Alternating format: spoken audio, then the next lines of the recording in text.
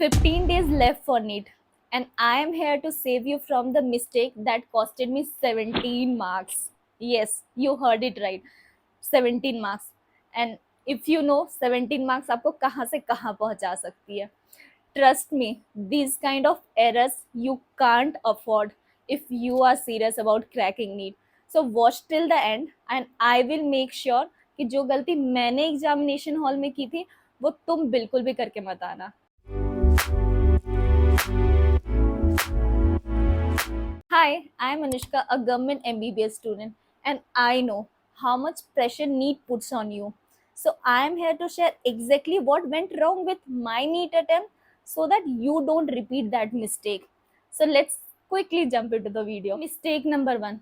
मैंने बायोलॉजी में एक क्वेश्चन गलत बबलिंग कर दी थी, वो भी एक ऐसा क्वेश्चन जिसके लिए मैं बिल्कुल 100% श्योर थी कि मुझे आता ही है. But in the middle of the pressure, of course आपके ऊपर बहुत सारा प्रेशर होता है उस टाइम पे, तो मैंने उसको गलत बबल कर दिया and that single question costed me 5 marks. Minor sound कर रहा है ना, but let me tell you उस 5 मार्क्स का इंपॉर्टेंस क्या होता है. बस दैट 5 मार्क्स आपका सिलेक्शन करवा सकता है, आपका सिलेक्शन रोक सकता है, तो that 5 marks is that much important. So the pro tip for it is always double check your bubbling. Rather I will suggest कि पहले तुम अपने क्वेश्चन जो भी है उसमें आंसर सही से मार्क करो और फिर बिल्कुल शांति से उसको OMR में फिल करो.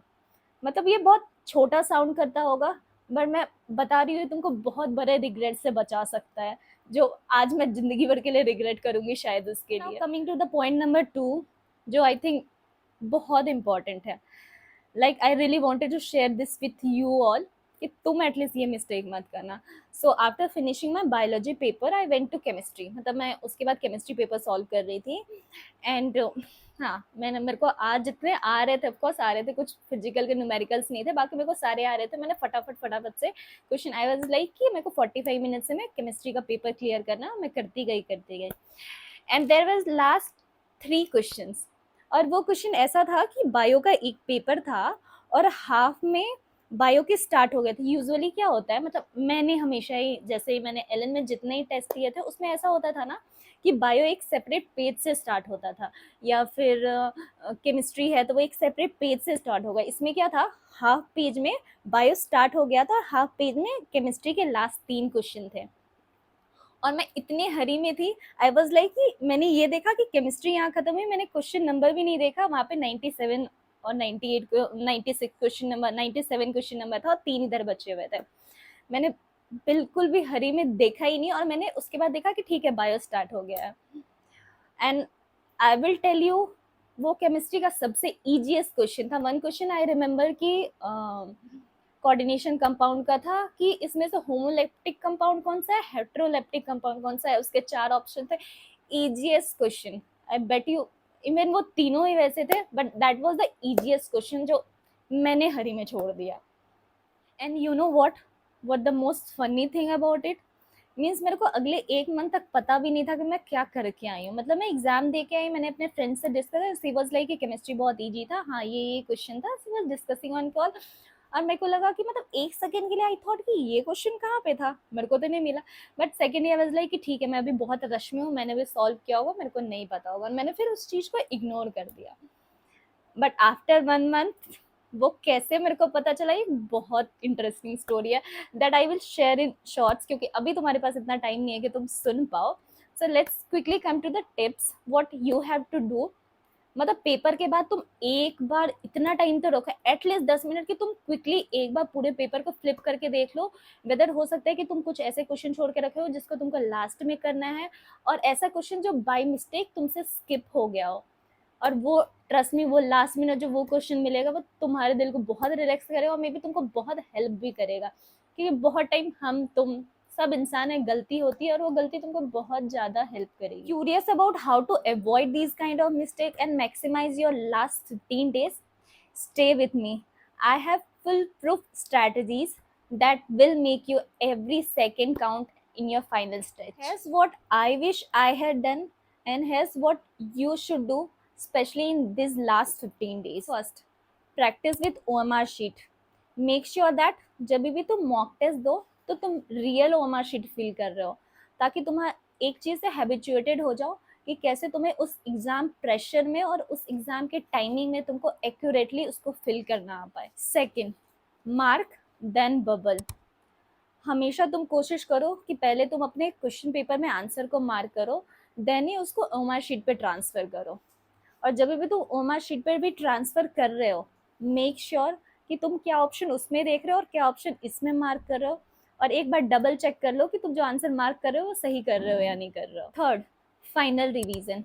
Leave at least 10 to 15 minutes for your quick scan. Means तुम लास्ट में उसको एक बार क्विक स्कैन कर पाओ, ताकि कोई क्वेश्चन अगर मिस्टेक से तुम्हारे रह गए हों, या कुछ ऐसे क्वेश्चन है जो तुमने लास्ट के लिए छोड़ रखा हो कि ठीक है मेरे को लास्ट में ये क्वेश्चन देखना है, अभी नहीं हो रहा है, मे बी ऐसे क्वेश्चन होते हैं जो तुमसे लास्ट में स्टार्टिंग में तुम्हारे पास इतना प्रेशर होता है, नहीं होता है, लास्ट में वो इजीली हो जाता है। तुमने ऐसे भी कोई क्वेश्चन छोड़ रखे हो, वो तुम एक बार क्विकली स्कैन कर पाओ। Fourth, don't rush. Over confidence में कभी भी मत आना।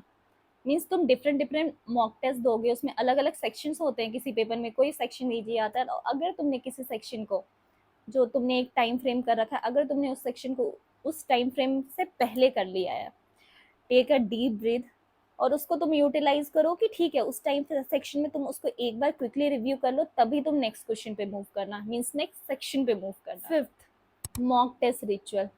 मतलब मेरे को याद है मैंने अपने लास्ट 1 मंथ मैंने एटलीस्ट 2, मीन्स 2-3 मैं ऐसे मॉक टेस्ट डेली देती थी। जिस दिन एलन वाला मॉक टेस्ट होता था उस दिन मैं पूरे दिन आराम करती थी, बस एक एलन वाला मॉक टेस्ट देती थी। So I will suggest you at least last 15 days में एक मॉक टेस्ट तो डेली दो, विथ एनालाइजिंग ऑल्सो, बिकॉज ये तुम्हारे स्पीड को मेंटेन करेगा, तुम्हारे एक्यूरेसी लेवल को मेंटेन करेगा। ऑल्सो तुम एनालाइज करोगे तो हो सकता है कुछ वीक पॉइंट हो जो तुम बार बार भूल रहे हो, तो तुम उसको भी एक क्विक रिवीजन दे पाओ। Trust me, these small steps can make a huge difference, like of 5 to 10,000 rank। और 5 to 10,000 rank का क्या importance होता है, you better know that।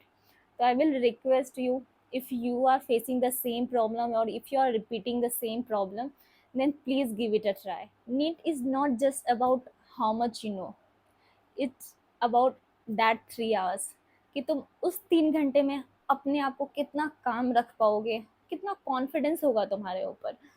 Means बहुत कुछ चलेगा उस टाइम पे, बहुत एंजाइटी होगी, हो सकता है कोई क्वेश्चन सॉल्व नहीं हो रहा है, बहुत एंजाइटी होगी, बहुत कुछ प्रेशर आएगा, बहुत कुछ दिमाग में आएगा, अरे नहीं हुआ, बहुत कुछ चलेगा, ट्रस्ट में बहुत कुछ चलेगा।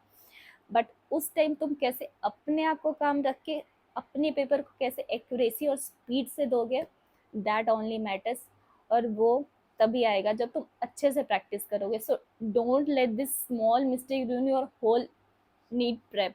आई नो तुमने कितने एफर्ट्स डाले हैं, so it's last time, just do your best। If you found this video helpful, do share it with your friend also who needs to hear this, and also don't forget to subscribe the channel so that I can help you in whatever way I can in your NEET journey। Comment below and tell me about your biggest NEET fear or mistake, and let's talk about it।